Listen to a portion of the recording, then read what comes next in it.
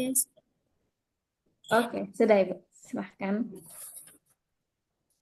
Baiklah, Bapak Ibu sekalian, kita akan mulai pertemuan kita pada hari ini.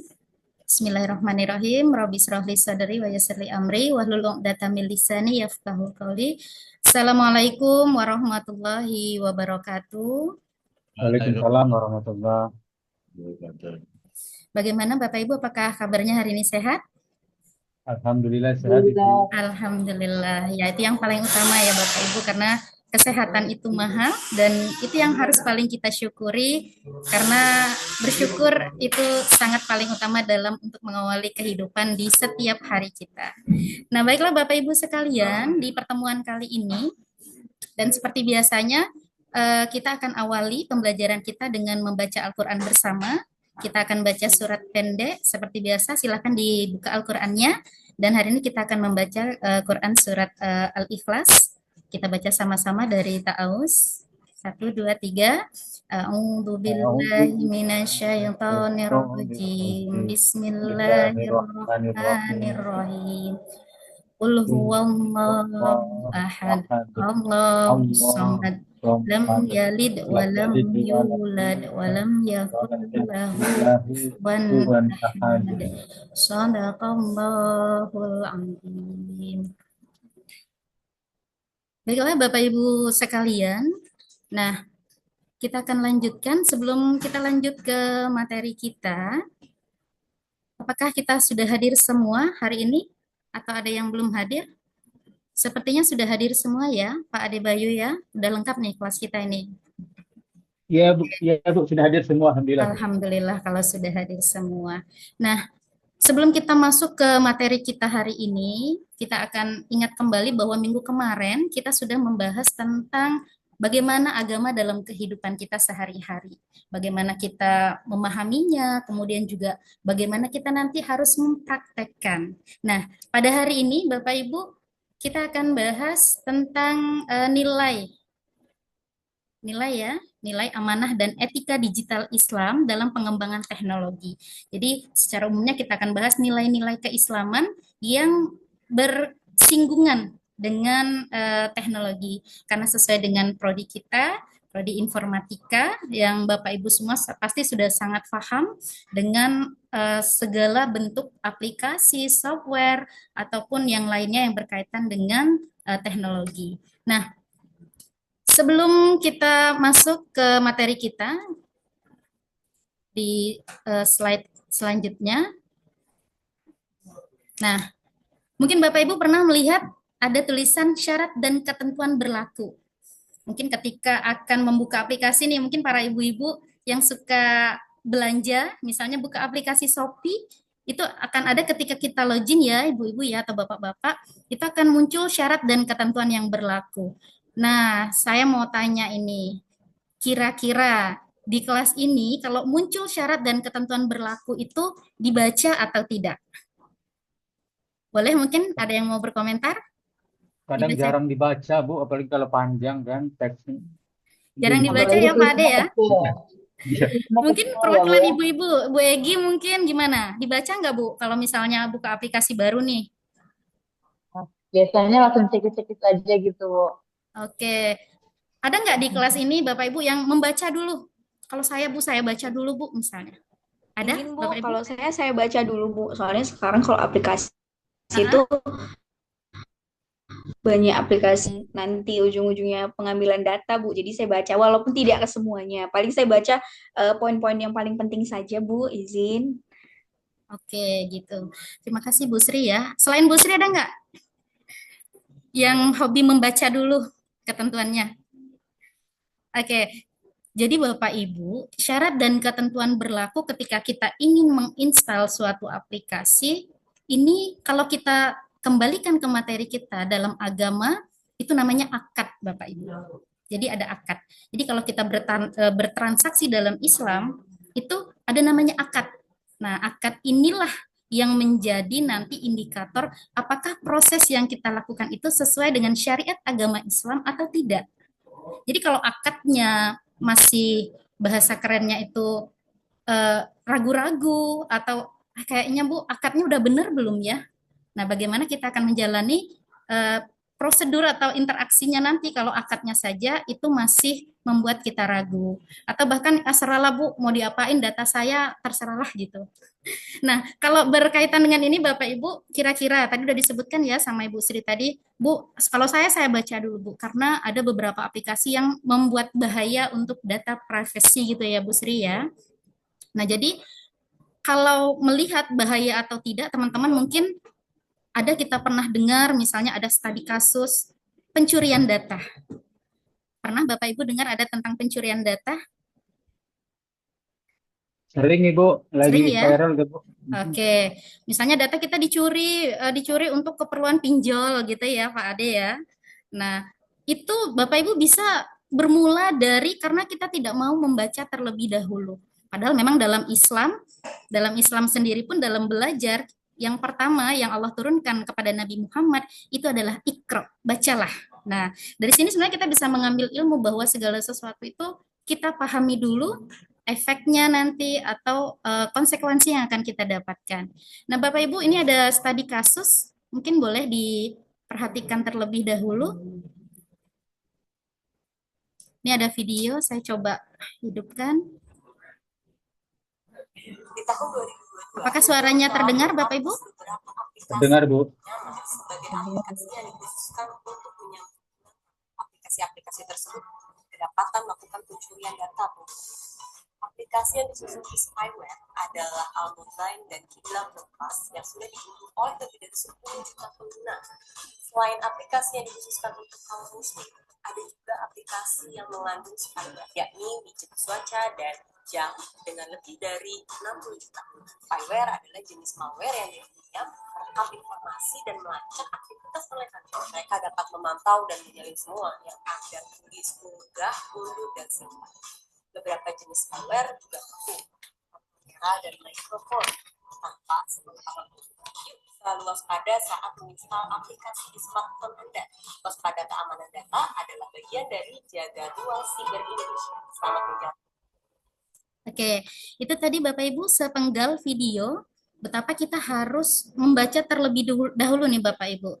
Nah, jadi kalau misalnya nanti kita tidak baca, maka efek negatifnya tadi penyalaan data privasi kita. Nah, jadi Bu apa hubungannya Bu dengan materi kita hari ini seperti itu dengan adanya studi kasus ini.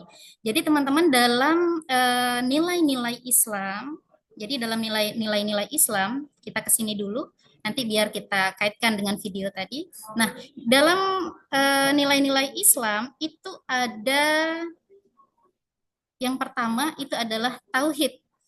Ada keimanan kepada Allah. Jadi di sini kalau ayatnya sudah ada dalam surat Al-Ikhlas yang sudah kita baca tadi. Kemudian juga ada hadis dari Anas bin Malik. Nah, tidak beriman salah satu dari seorang kalian hingga Allah dan Rasulnya lebih ia cintai daripada selain dia. Nah, kemudian nilai apa lagi Bu yang ada di dalam agama Islam? Nah, nilai yang selanjutnya yang ada itu adalah amanah. Nah, nilai amanah ini adalah tanggung jawab kita sebagai manusia kepada Allah Subhanahu wa taala. Kemudian ada nilai keadilan atau nilai adil. Adil ini artinya bahwasanya ketika kita berbuat sesuatu tidak hanya menguntungkan diri kita, tidak hanya menguntungkan diri kita sendiri, juga menguntungkan orang lain. Apalagi jangan sampai untung di kita tapi rugi di orang lain. Nah, itu yang tidak boleh. Nah, selanjutnya juga selain yang tiga ini ada juga nilai yang Oke. Nah, ada ihsan Bapak Ibu. Ada ihsan artinya berbuat baik. Jadi, kalau berbuat baik ini tidak memilih kepada siapa saja, tapi siapapun kita ajak baik.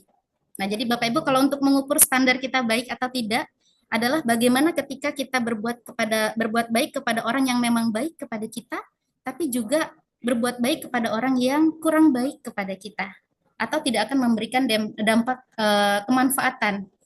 Misalnya berbuat baik kepada sesama manusia, berbuat baik kepada makhluk Allah gitu. Kalau kita datang berkunjung, misalnya kayak Ibu Sri misalnya, Ibu Sri main ke rumah saya pasti akan saya jamu dengan baik. Saya tawari makan, saya tawari minum seperti itu. Karena memang kita, oh kenapa kok Bu Siti baik sama Ibu Sri? Ya karena sama-sama rekan kerja. Bagaimana kalau yang hadir hari itu adalah misalnya makhluk Allah yang paling cantik misalnya kucing misalnya yang datang ke rumah kita. Apakah kita akan jamu atau kita lempar dengan sapu gitu ya, Bu Sri ya? Atau seperti apa? Nah, artinya bahwa berbuat baik dalam nilai-nilai Islam itu adalah berbuat baik kepada siapapun. Karena ada pepatah yang dalam lagu itu, tolonglah yang di bumi, maka yang di langit akan menolongmu. Baiklah kepada yang di bumi, maka yang di langit akan berbuat baik juga kepadamu. Nah, kemudian setelah itu nilai yang selanjutnya itu adalah rasa syukur. Nah, rasa syukur ini dalam Quran surat Ibrahim ayat 7, apa kata Allah? La in syakartum la azidanakum wa la in kafartum inna azabi lasyadid. Kata Allah, jika kamu bersyukur niscaya akan aku tambah. Kata Allah ditambah nih Bapak Ibu. Tapi kalau kita nggak bersyukur, kalau kita kufur, maka ingatlah kata Allah, azab Allah itu sangat pedih. Jadi Bapak Ibu sudah bersyukur hari ini? Sudah Ibu. Sudah ya, alhamdulillah. Bersyukur dengan kesehatan. Misalnya kayak Pak Ahmad Sada mungkin hari ini bersyukur, ya alhamdulillah sudah menyelesaikan tugasnya gitu kan. Itu adalah semua nikmat yang Allah berikan kepada kita. Nah, nilai-nilai Islam ini tadi, Bapak Ibu sekalian, itu sebaiknya bisa kita aplikasikan dalam kehidupan kita. Walaupun mungkin memang masih banyak kurangnya. Walaupun mungkin masih banyak, Bu, saya ini orangnya amanah, bisa dipercaya. Tapi kayaknya saya belum baik, Bu. Belum baiknya adalah ketika orang yang belum baik kepada saya, maka saya juga belum baik. Padahal Rasulullah tidak pernah mengajarkan itu ya Bapak Ibu ya. Kita ingat bahwa Rasulullah pernah ketika mau berangkat sholat itu selalu dilempari dengan kotoran unta, selalu diludahi, selalu dicaci maki, tapi Rasulullah tidak pernah membalasnya sedikit pun. Nah mungkin kita ini yang sekarang kalau kita lihat juga di fenomena media sosial, kalau kita kaitkan dengan IT, banyak di antara kita yang belum bijak seperti itu Bapak Ibu. Terkadang kita, yaitu tadi, yang pertama adalah masa orang kayak gitu sama kita, kita nggak bisa. Nah, keegoan kita terkadang membuat kita tidak bijak dalam bersosial media. Sehingga terkadang muncullah perkataan-perkataan menghujat, lisan yang tidak bagus, sehingga akhirnya kita sebagai umat Islam itu tidak bisa mempraktekkan dari nilai-nilai yang ada di dalam agama Islam. Nah, kalau bisa kita gambarkan Bapak Ibu mungkin seperti ini secara sederhana. Jadi nilai-nilai Islam dari poin-poin nilai tadi itu tidak terpisah sebenarnya. Ini adalah saling keterkaitan. Jadi ada orang yang beriman kepada Allah, percaya kepada Allah, tapi ihsannya belum baik. Dia sholat terus gitu ya, rajin ibadahnya, tapi dengan tetangga nggak akur. Dengan tetangga sering berbuat tidak baik. Atau ada orang, ya udah Bu, kalau gitu saya nggak usah sholat lah Bu, saya buat baik aja. Tapi tetap juga tidak bisa akan menumbuhkan nilai-nilai keislaman karena itu satu konsep bahwa kita selain percaya kepada Allah juga kita harus berbuat baik, kemudian juga adil terhadap sesama seperti itu. Nah, kita akan kembali Bapak Ibu ke ini tadi, studi kasus kita tadi. Mungkin dari studi kasus tadi kita bisa melihat atau merincikan beberapa kasus tadi. Kira-kira nilai-nilai keislaman yang muncul dari adanya kasus tadi Bapak Ibu. Yang pertama mungkin tentang amanah. Artinya aplikasi tadi itu tidak amanah. Kenapa tidak amanah? Aplikasi yang hanya mengambil keuntungan, kemudian dia membuat kerugian kepada orang lain, artinya dia tidak amanah. Nah, kemudian juga ihsan. Kalau kita lihat, aplikasi yang tidak membuatkan syarat dan ketentuan yang pasti, yang baik, maka dia tidak ihsan atau tidak berbuat baik kepada sesama. Karena ketika nanti privasinya diambil dari aplikasi tadi, misalnya datanya untuk pinjol ya Bapak Ibu, maka ini artinya dia tidak ihsan, tidak berbuat baik. Nah, jangan sampai nanti kita menjadi tidak adil. Nah, kalau keadil sini nih. Adil itu artinya dengan kita untung, kepada orang lain juga untung. Jangan sampai untung untuk diri sendiri, tapi tidak untung untuk orang lain, atau merugikan orang lain, istilahnya ini adil. Nah, kalau misalnya, ini Bapak Ibu, di sini ada yang bagian IT, Bapak Ibu? Tidak ada ya? Izin saya Bu, backgroundnya IT Bu. Bagian IT. Mungkin Bapak bisa ceritakan sedikit aja bagaimana kira-kira pembuatan software yang baik, misalnya Pak, yang bisa bersesuaian dengan nilai-nilai Islam ini tadi, Pak. Mungkin dari saya poin-poin utamanya itu mendesain dari sisi user interface dan user experience dan ketentuan-ketentuan sesuai syariat Islam yang berlaku. Mungkin itu dari saya. Oke, terima kasih ya Bapak ya. Oke, jadi tadi dengan syarat dan ketentuan yang berlaku. Makanya kalau kita sebagai pembuat aplikasi, misalnya kayak Pak Norsa tadi ya, Bapak kan bagian IT-nya. Jadi sebagai umat Islam, ketika kita akan membuat sebuah perangkat seperti itu, tolong dilihat yang komponen ini, Bapak Ibu. Atau bukan hanya bagian IT ini Bapak Ibu, bisa juga untuk Bapak Ibu semua di setiap pekerjaan sekarang. Misalnya kayak saya sebagai seorang guru, maka saya akan tanamkan nilai-nilai ini. Misalnya ketika memberi nilai saya harus adil, kemudian juga saya harus amanah dengan tanggung jawab saya sebagai seorang guru, seperti itu. Atau mungkin Bapak Ibu yang lain, yang dari bidang yang lain, bisa juga ditanamkan nilai-nilai ini. Yang dari kesehatan, misalnya, maka ketika memberikan materi kesehatan, kalau kita bisa kaitkan kepada keesaan Allah. Misalnya kayak Bapak Adi tadi atau Bapak Sifat tadi yang menyampaikan tentang materi sel seperti itu. Maka bisa kita kaitkan juga bagaimana ilmu yang kita berikan ini selain untuk pengetahuan baru juga semakin meyakinkan bahwa kuasa Allah itu memang ada. Dan Allah Subhanahu wa taala itu memang tidak ada Tuhan yang lain selain Allah. Nah, ini Bapak Ibu nilai-nilai keislaman yang bisa kita bahas pada hari ini. Jadi salah satunya adalah tauhid, kemudian ada adil, ada ihsan, ada syukur, dan ada amanah. Nah, pada intinya Bapak Ibu untuk di hari ini pembelajaran kita itu bagaimana kita yang pertama adalah harus bijak dalam menggunakan teknologi. Nah, kalau kita kaitkan ke agama, ingat bahwa ketika kita memakai teknologi atau menggunakan teknologi yang tidak bersesuaian dengan agama kita atau syaratnya tidak sesuai dengan syariah kita, maka itu dikhawatirkan akan merugikan diri kita. Nah, kemudian Bapak Ibu, nanti mungkin ada tugas refleksi ya, tugas refleksi. Mungkin saya bisa tanya satu orang, mungkin masih ada waktu ya. Satu orang saja. Siapa yang mau coba sebelum saya tutup?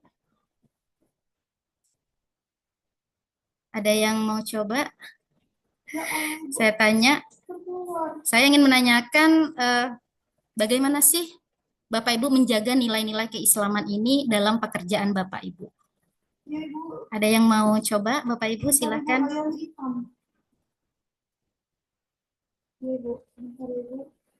Bagaimana? Ya, silakan Ibu Egi.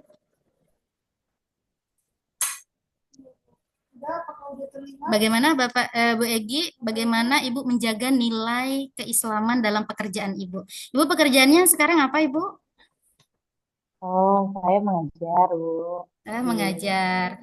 Bagaimana Bu menerapkan nilai-nilai agama Islam ketika Ibu mengajar misalnya Bu? Misalnya bagaimana penilaian Ibu seperti itu? Baik. Jadi kalau di kampus kami ini memang kan motonya ada dulu baru ilmu ya Bu ya. Jadi Ya. di sini itu sangat ditegakkan bagaimana nilai-nilai keislaman, kayak seperti kegiatan tahsin itu sudah harus menjadi kewajiban bagi seluruh dosen dan mahasiswanya. Jadi rutinitas kami itu seperti yang sudah tadi saya praktekkan ketika di awal mengikuti tadi, kita adakan membaca. Jadi seluruh mahasiswa itu disuruh membaca ayat suci Al-Quran setiap satu mahasiswa satu ayat begitu Bu. Jadi untuk nilai keislaman itu sangat ditegakkan di sini dan juga untuk di sini sangat diatur bagaimana cara berpakaian seperti Ya. itu sekolah-sekolah Islam terpadu gitu Bu, pakai kaki dan lain-lain. Itu menjadi perhatian sih untuk saya juga. Oke, terima kasih ya Ibu Egi atas sharingnya. Jadi Bapak Ibu sekalian, setelah pembelajaran ini diharapkan Bapak Ibu bisa menerapkan nilai-nilai keislaman dalam pekerjaan atau dalam kehidupan sehari-hari agar apapun yang kita lakukan itu bisa sesuai dengan syariat Islam. Nah, baiklah Bapak Ibu, mungkin demikian presentasi saya hari ini tentang nilai-nilai keislaman. Lebih dan kurang saya mohon maaf. Saya akhiri. Wallahul muwaffiq ila aqwamit thoriq. Wassalamualaikum warahmatullahi wabarakatuh.